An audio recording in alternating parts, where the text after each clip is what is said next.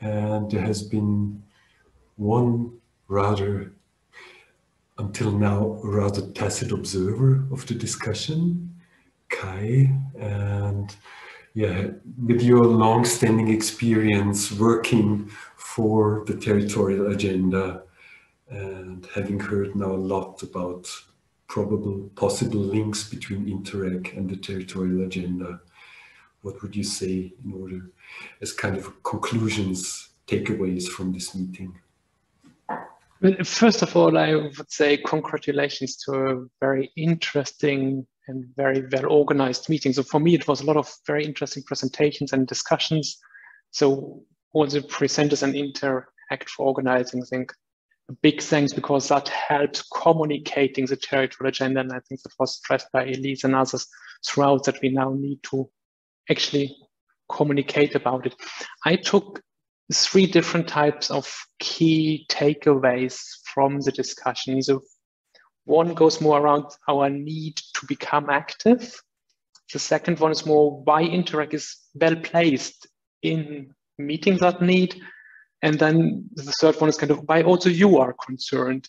And if I start with the first, we actually started off on a very depressive note this morning. Kind of Bernhard, you and Elisa, you kind of reminded us of all the challenges of increasing land consumption, forest fires, loss of biodiversity. So everything is more or less going to hell in one way or the other. Ecologically, but also in terms of territorial and societal fragmentation, disintegration. We talked about places left behind, geography of discontent, social divides.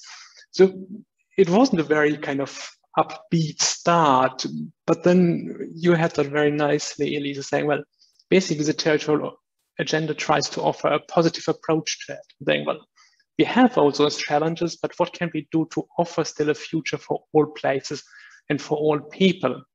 I think that is where we then came into the need for place-based approaches, integrated approaches, multi-level governance. I think those things were mentioned almost by every speaker. And what also came out that Interreg is actually perfectly suited to address those needs and those objectives. And I think Sina and Jan made that very clear when they talked about their project, their link to Interreg. And a lot is done already. And I think here were examples, and Olivier made it also clear that maybe we need just to make it also more explicit, being clear that we do that already and do good things and talk about it. So I think that is part of, we need to act, but we are actually quite well situated to do all that. That's where I come to my second part about why Interreg is well placed. And here I would actually pick a little bit on one of the questions that came in the discussion, which didn't make it into the question and answer session in the end. We have also all the kind of COVID experience at the moment, and we need to plan or prepare for some sort of recovery, new start, however you want to label it. And the risk that I personally see is that a lot of people will use that as an opportunity to dust off old project ideas, like, well, now there is extra funding, let's go for it. And I think with the territorial agenda, we maybe also get a frame to say, okay, what kind of projects would we need to make sure that the recovery leads to a future for all places and all people, and not just leads to increased investment in any kinds of thing. And a little bit of what Elisa said about the positive approach, I always tend to think about Rob Hopkins, kind of, what if things turned out okay? So let's imagine what if that would happen and it would really work out. And I think here there's quite a lot of things that we can see in the recovery process. There's opportunities to do something for a more sustainable and non-fragmenting development, which doesn't leave any region or any societal group behind, and where we do things together. So I think Jan and Frederick were quite strong saying every place is important. So that also in that recovery process, we make sure that every place is important, kind of small places are important.